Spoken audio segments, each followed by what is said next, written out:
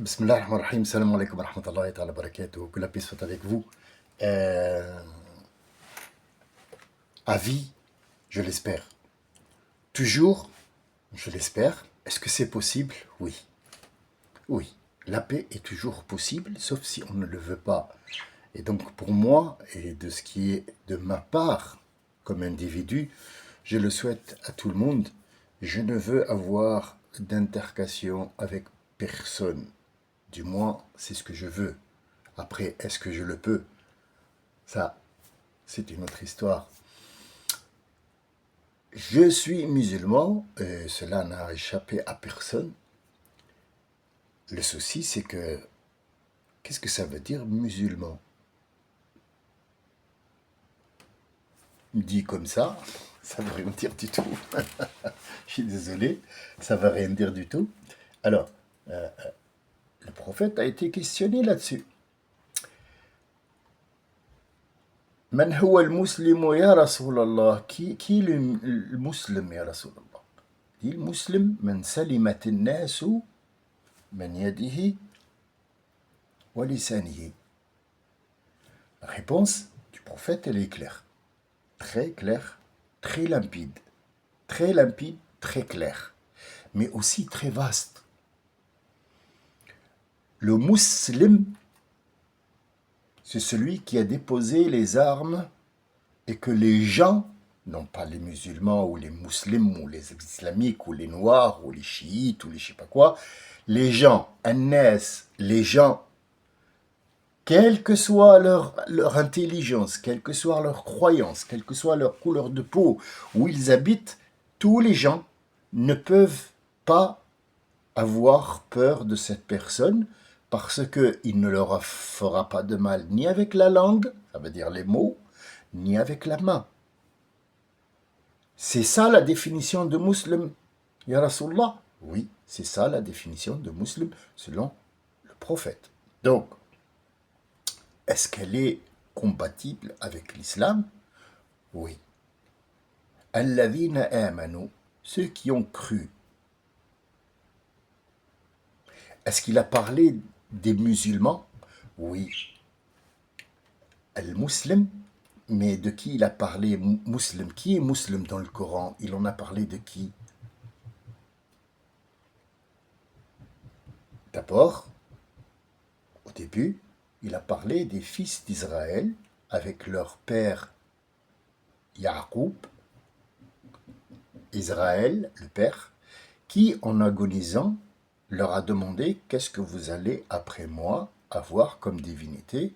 Ils lui ont dit mais nous allons avoir le Dieu, ton Dieu, le nôtre et celui de nos pères, Isaac et Abraham. Et nous espérons mourir wa nahnu muslimun. Wa nahnu lahu muslimun. Nous avons capitulé, déposé les armes, nous ne combattrons pas Dieu et ses lois. C'est ça être musulman? Oui. Mais alors pourquoi on nous dit si tu fais pas le ramadan, tu n'es pas musulman, si tu fais... C'est, c'est une très bonne rentrée dans une petite impasse où on va enlever le mur qu'on a construit et on va faire en sorte que ce soit un chemin à double sens.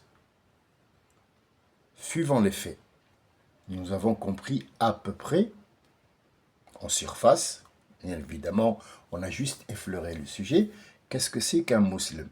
Musulman, c'est celui qui ne fait pas de mal, ni aux animaux, ni aux êtres humains, ni à la nature, ni à soi-même, surtout à soi-même, ni avec la main, ni avec la bouche. Mais alors, est-ce qu'on fait du mal à Dieu? Non. Restons lucides, reste à ta place. Tu peux ni apporter quelque chose, ni prendre quelque chose de Dieu. C'est pas quelqu'un, c'est pas ton ami, c'est pas ton voisin. La divinité, tu ne peux pas l'atteindre en aucun cas. Bien dans la Baqara et dans le chapitre de la Baqara, le seul verset qui parle, seul chapitre plutôt, excusez-moi, où il y a des versets qui parlent du mois du jeûne. Là, dans ce verset-là, il n'a jamais été question de Ramadan. Lisez. Ya ayyuhalladhina amanu, kutiba alaykumus siyamu. Il n'y a pas de Ramadan là-dedans. Le mois n'est pas évoqué pour l'instant. C'est quoi ce jeûne, ya Rabbi? Qu'est-ce que c'est ce jeûne? Je n'ai pas compris ce que tu m'as écrit. Parce que les autres, ils m'ont dit, si tu manges Ramadan, tu vas aller en enfer et tu vas brûler, je sais pas quoi, avec de l'acide ou je sais pas quoi. Et puis après, ta peau, elle va se décoller. Vous êtes sûrs de ça, les gars? Oui, oui, oui, oui, on l'a lu dans le Coran. Donc, dans le Coran, Allah, il t'a dit que celui qui fait pas le Ramadan, il y a la peau qui décolle. D'accord, avec le feu, oui. C'est écrit où ça? C'est écrit dans quel passage? Parce que je veux le voir. Enfin, vous me l'avez dit, je veux bien vous croire, mais dites-moi, il est où avec le feu ou je sais pas quoi? Venez, on va le lire ensemble, si vous le voulez, hein? Si vous le voulez, d'accord. Ya ayyuhalladhina amanu kutiba alaykumus siyamu kama kutiba ala alladhina min qablikum. Alors, il faut savoir qu'est-ce que c'est kutiba. Kutiba, alors on l'a traduit par écrit. S'il y a des écrits sur une feuille, c'est qu'il faut les lire, non? Oui. Donc si tu achètes un meuble à Ikea et que tu as un plan détaillé où il y a ce qu'on appelle le manuel d'utilisation ou le manuel pour monter le meuble, tu dois le lire. D'accord. Et il te dira combien tu as de vis, combien tu as de trucs, même les dessins des vis, comment ils sont. Oui, d'accord. Et ils te diront, si tu te prends le coin dans le meuble après qu'il soit fait, si tu te prends le coin, tu auras du sang sur le pied? Non? Si? Ah non? Non, d'accord. D'accord. Ok. Ok. Mais qu'est-ce qu'ils te diront? Ils diront, éloigne-le de l'eau parce que, ou bien mets-le dans un coin, ou tel et tel. C'est ça? D'accord. Mais un électroménager, quand tu l'achètes, la première des choses qu'ils te disent, c'est quoi? Avant de le brancher, mettre la source d'électricité. Attention, parce que ça pourrait être mortel si tu ne suis pas les consignes. C'est ça? C'est ça. D'accord. D'accord. Et dans le Coran, c'est écrit aussi que si tu fais pas le ramadan, tu iras en enfer et tu auras la peau brûlée au 5e degré, c'est ça? C'est ça, d'accord. Tu l'as lu où?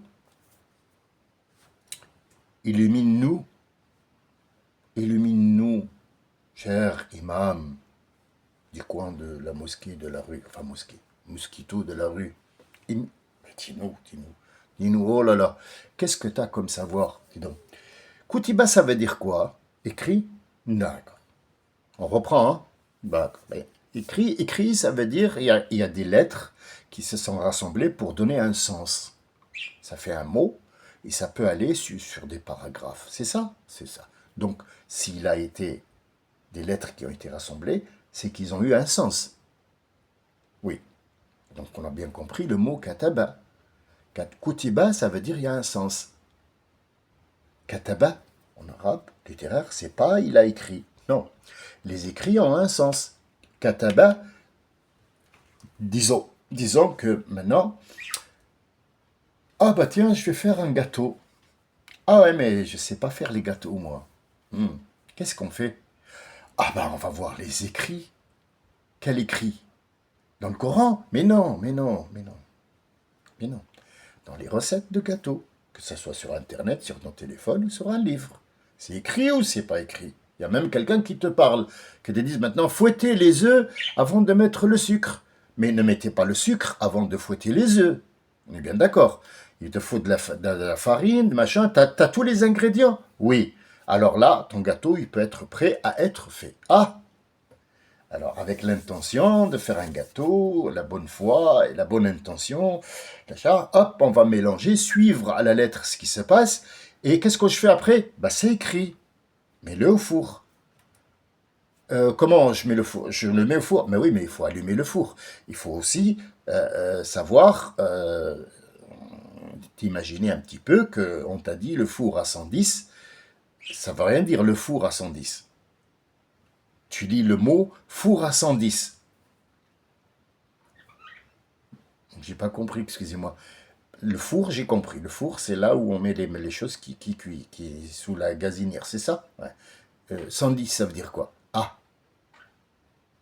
Là, on te dit avant d'attaquer le gâteau, il faut que tu te renseignes sur tous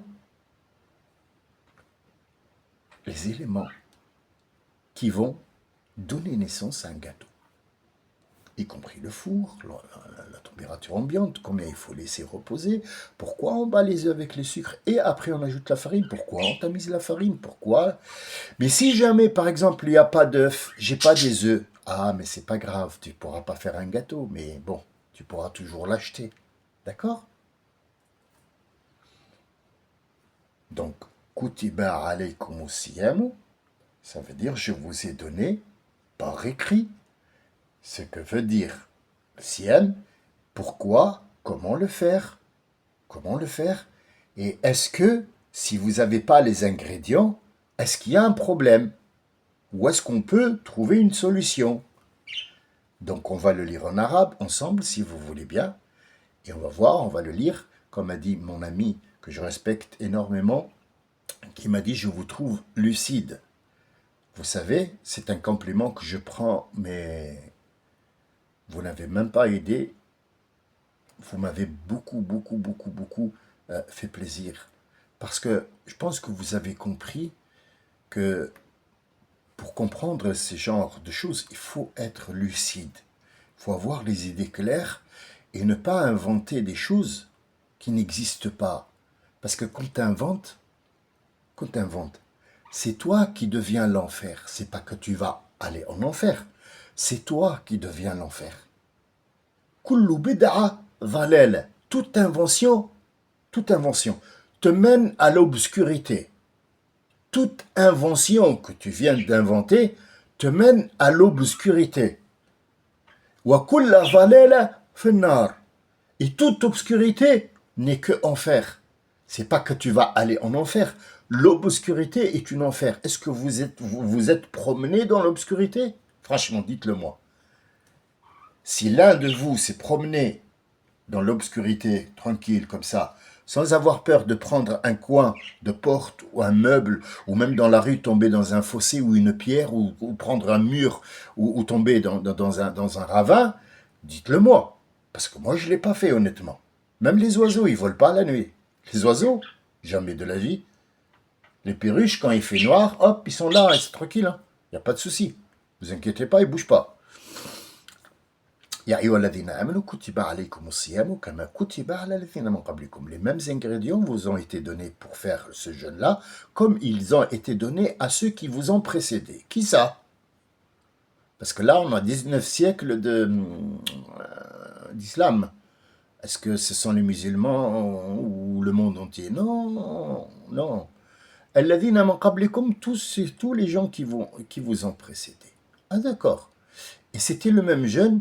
Non, celui-là, c'est pour vous, c'est une autre façon. Et je vais vous dire pourquoi à la fin. Ah, d'accord, tu vas nous le dire, bien sûr, si c'est un écrit, je vous dirai tout.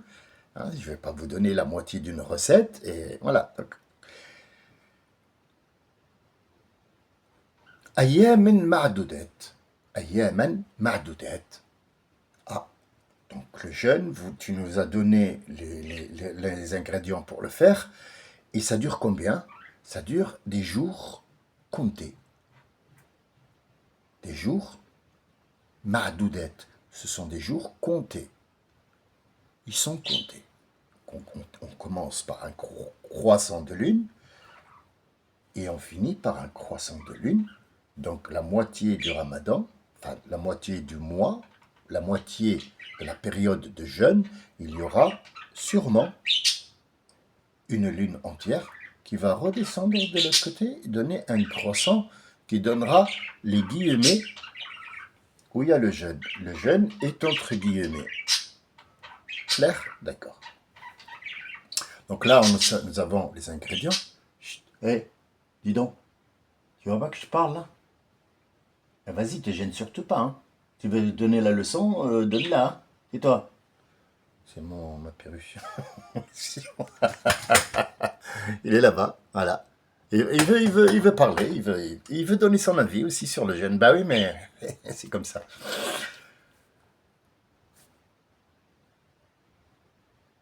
Tu nous as donné les ingrédients, tu nous as donné la durée, mise entre guillemets. Et donc, tu vas nous parler de ce jeûne, il sert à quoi, ya Rabbi? Ah, avant de vous parler du jeûne, je vais vous dire, فَمَنْ كَانَ مِنْكُمْ مَرِيضًا أَوْ عَلَى سَفَرٍ. Celui d'entre vous, avant que je vous dise c'est quoi le jeûne, celui d'entre vous qui est malade, maridan, malade, ou il est en voyage, فَعِدَّةٌ مِنْ أَيَّامٍ أُخَرَ.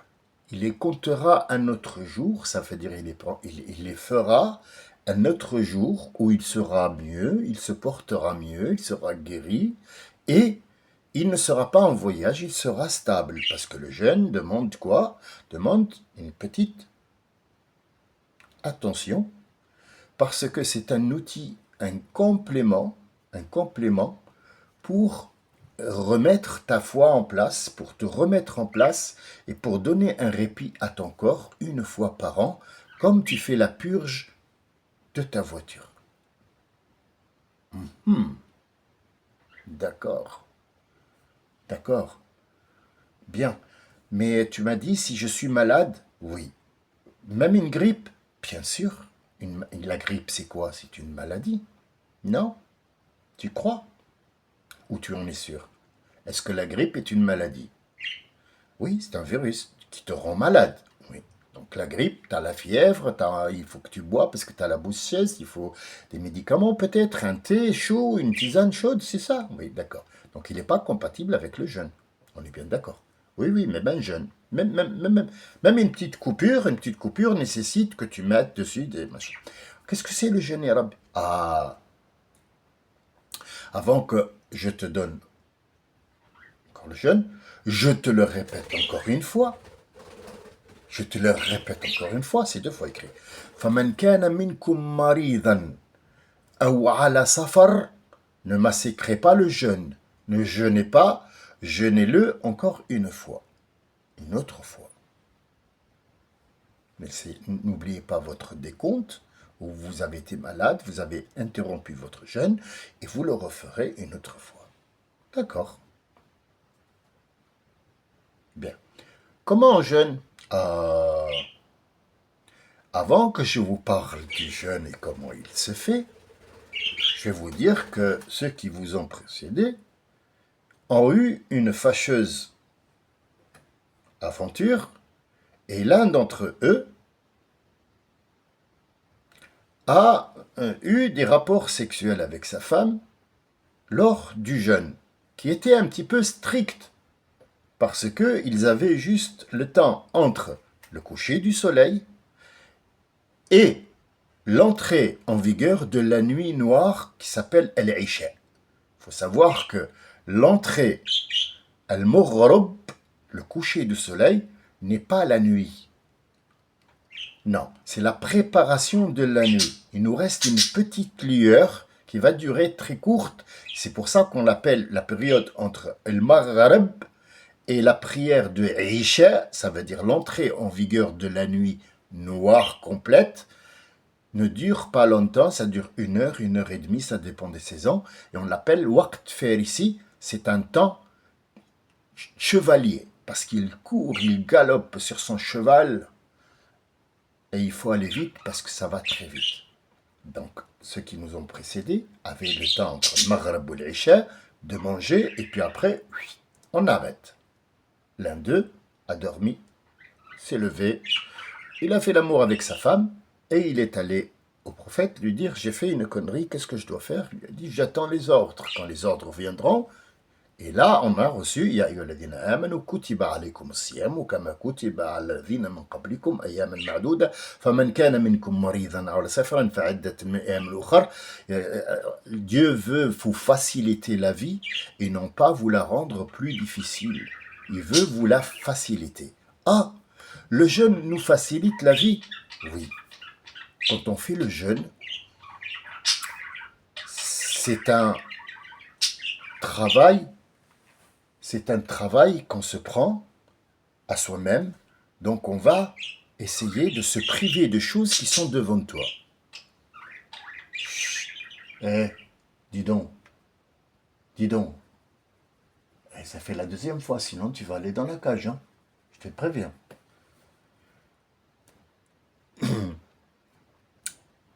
Donc il y a beaucoup de choses sur la table, mais je mange pas. Oui.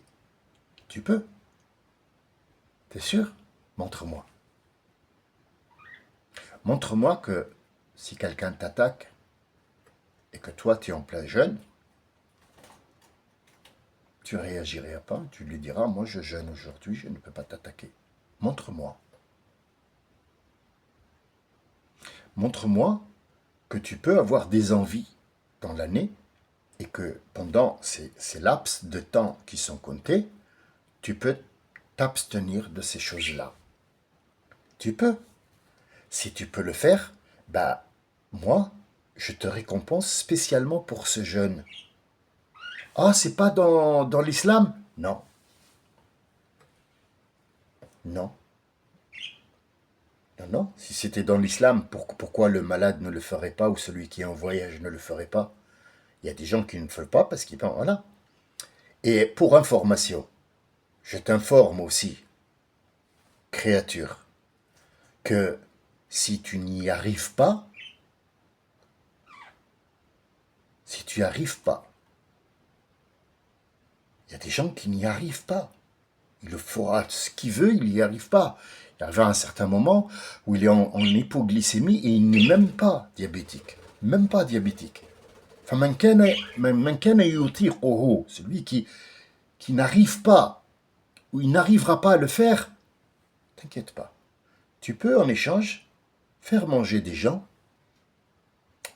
dans ce mois-là. Faire manger des gens qui n'ont pas de quoi manger.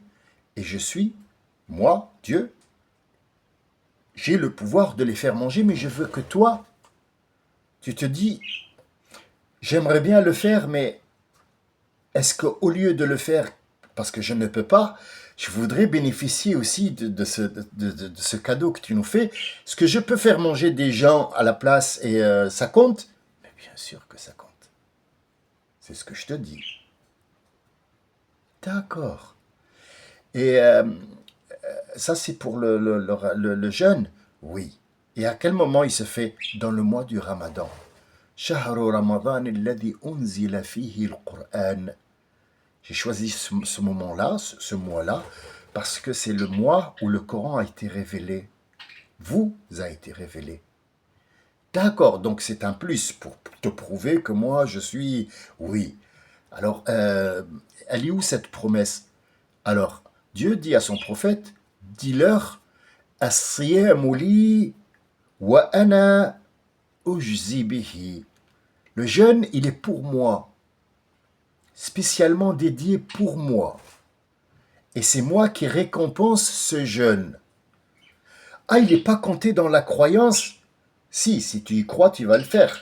Pourquoi, ya Rabbi? Parce que je t'ai écrit après, wa antasumu khayrun lakum. Et si vous jeûnez, c'est meilleur pour vous. Sentimentalement, physiquement, moralement, et tout ce qui suit, tralala. Donc à la fin du mois, tu auras une satisfaction intérieure qui est énorme. Une satisfaction intérieure qui peut te réparer énormément de choses, que ce soit des maladies ou autres. Un corps qui s'abstreint, qui va s'abstraindre, bon, débrouillez-vous, cherchez le mot, de manger, d'accord? S'abstenir de manger va diminuer en graisse, va voir les vaisseaux qui fonctionnent mieux, va être plus calme, il va avoir une autre lucidité qui est super bénéfique pour le corps que tu n'as pas dans l'année. Alors, est-ce que quand on jeûne, on dort? Non. Quand tu dors, tu manges pas. Donc, c'est pas un jeûne. Le jeûne, il faut que tu le fasses en travaillant. Oui, j'ai envie de boire, mais je bois pas. Tu peux vivre? Oui, oui, je peux vivre, mais je ne vais pas boire parce que j'ai donné ma promesse. Donc sachez que le jeûne n'est pas une obligation dans l'islam, mais c'est une proposition de notre prophète. Faites-le. Regardez, Dieu, il a dit, wa en tasumu khayrun lakum. Si vous le faites, c'est mieux. Je veux vous rendre la vie plus facile. Et je vous récompense encore plus. Où on trouve encore le jeûne? Parce que là, j'ai fait 25 minutes, c'est long pour vous, excusez-moi. Où on trouve encore le jeûne que tu feras tous les jours? Tu seras récompensé. Je vais vous le dire dans le prochain enregistrement, pour ne pas faire très long, très court. Sachez-le. As-siyamu li wa ana ujzi bihi. Le jeûne, c'est pour moi. C'est moi qui récompense pour ce jeûne. Il est bénéfique pour vous. Faites-le. Mais si vous ne le faites pas, vous avez ou une équivalence, ou alors si vous êtes malade, ou vous êtes, faites-le encore une fois. Mais je vous dis de le faire. Donc ce n'est pas une obligation, comme j'ai entendu un shir, que je n'ai rien à dire dessus, c'est un chiite qui a dit oui, parce que Ali, là, non, ce langage ne marche pas avec moi. Il faut lire ce qui est écrit, après traduire ce qui est écrit, le sens. Il faut être fiable et fidèle au sens, et après on peut discuter. D'ici là, portez-vous bien. Je vous dirai pourquoi, le comment et le qui dans une prochaine, Inch'Allah, dans un prochain enregistrement. Salam alaikum wa rahmatullahi wa barakatuh. Je dois aller voir mon coco.